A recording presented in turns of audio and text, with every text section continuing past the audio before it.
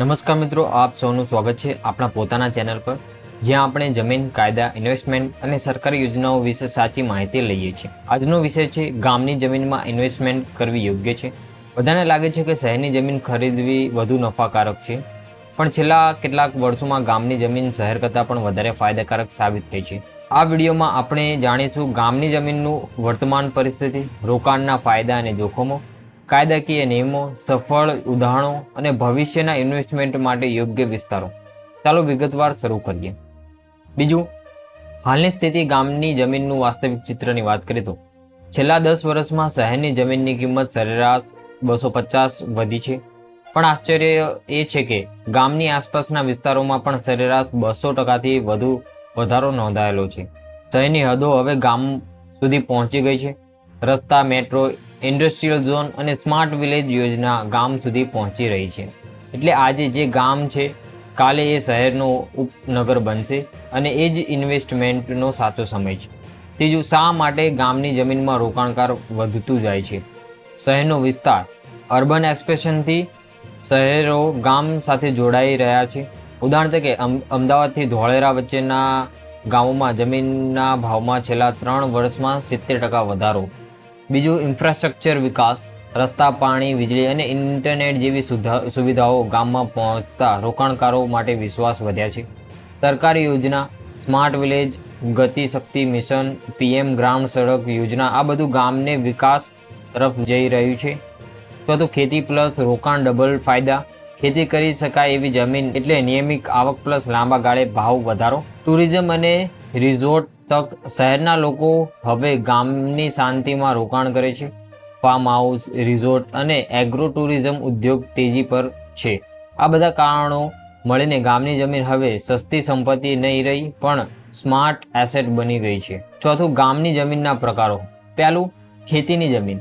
ખેડૂત કે રોકાણકાર બંને માટે શ્રેષ્ઠ. જો ખેડૂત નથી તો કલેક્ટરની મંજૂરી લેવી જરૂરી છે. બીજું, નોન એગ્રીકલ્ચર જમીન, ફાર્મ હાઉસ, રિઝોર્ટ અથવા કોમર્શિયલ પ્લોટ માટે યોગ્ય. એને મંજૂરી મળતા જમીનની કિંમત તરત જ વધી જાય છે. ત્રીજું, ગામના ગૌચર કે પબ્લિક જમીન વિસ્તાર. આ જમીન ખાનગી ખરીદી માટે યોગ્ય નથી, કાયદાકીય પ્રતિબંધ છે. ચોથું, વારસાગત જમીન. પરિવારના સભ્યો વચ્ચે વિતરણ અથવા એન્ટ્રી યોગ્ય રીતે કરવી જરૂરી છે. પ્રત્યેક પ્રકારની જમીનમાં અલગ નિયમ અને તક છે. સાચી માહિતી વિના ખરીદી કરવી જોખમી બની શકે છે. પાંચમું, કાયદાકીય ચકાસણી અને પ્રક્રિયા. પહેલું, એની રોડ પોર્ટલ તપાસો.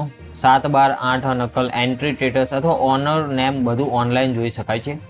બીજું, મ્યુટેશન એન્ટ્રી. ખરીદ પછી જમીનનું નામ ફેરફાર કરવા માટે ઈ-ધારા પોર્ટલ પરથી મ્યુટેશન એન્ટ્રી ફરજિયાત છે. ત્રીજું, એને ઓર્ડર. જો જમીન ખેતી માટે છે અને તમે રહેણાંક કે કોમર્શિયલ ઉપયોગ કરો તો એને મંજૂરી લેવી જરૂરી છે. ચોથું, કલેક્ટર પરમિશન. બિન ખેડૂત વ્યક્તિ ખેતીની જમીન ખરીદવા માંગે તો કલેક્ટરની મંજૂરી લેવી જરૂરી છે. પાંચમું, ટાઇટલ વેરિફિકેશન. ફ્રોડ ટાળવા માટે જમીન વકીલ પાસેથી ટાઇટલ ક્લિયરન્સ સર્ટિફિકેટ લેવું.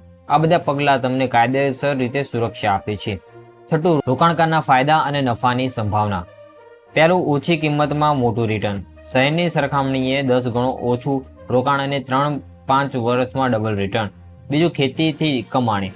જો ખેતી ચાલુ રાખી શકાય તો પાક અને ભાડા દ્વારા આવક. ત્રીજું, લાંબા ગાળે મૂલ્ય વૃદ્ધિ. ગામનો વિકાસ શરૂ થાય એટલે જમીનનું મૂલ્ય ઘણું થઈ જાય છે. ચોથું, વારસાગત સંપત્તિ. પરિવાર માટે સુરક્ષિત રોકાણ, ભવિષ્ય માટે અસ્થિર આવક નહીં પણ સ્થિર સંપત્તિ. પાંચમું, ભાડે આપીને આવક. ખેડૂત અથવા ઉદ્યોગપતિઓને ભાડે આપી નિયમિત આવક મેળવી શકાય છે. ગામની જમીન એટલે રિસ્ક ઓછું, રિટર્ન વધારે. સાતમું, જોખમો અને સાવચેતીની વાત કરીએ તો પહેલું, ફ્રોડ અથવા ખોટા દસ્તાવેજ. બિનમાલિકી અથવા વિવાદિત જમીનથી દૂર રહો. Development plan. ક્યારે જમીન રોડ કે પબ્લિક પ્રોજેક્ટ માટે લેવામાં આવી શકે પહેલેથી તપાસો. ઓનરશિપ વિવાદ. વારસાગત જમીનમાં બધા સભ્યોની મંજૂરી જરૂરી છે. ચોથું, ખોટી માહિતી કે દલાલોથી સાવધાન. હંમેશા સરકારી રેકોર્ડ પરથી જ તપાસ કરો. સાવચેતી રાખશો તો રોકાણ 100% સુરક્ષિત રહેશે. ભવિષ્યની તકની વાત કરીએ તો ગામની જમીનમાં આગળના 5 થી 10 વર્ષમાં સૌથી મોટો ઉછાળો જોવા મળશે.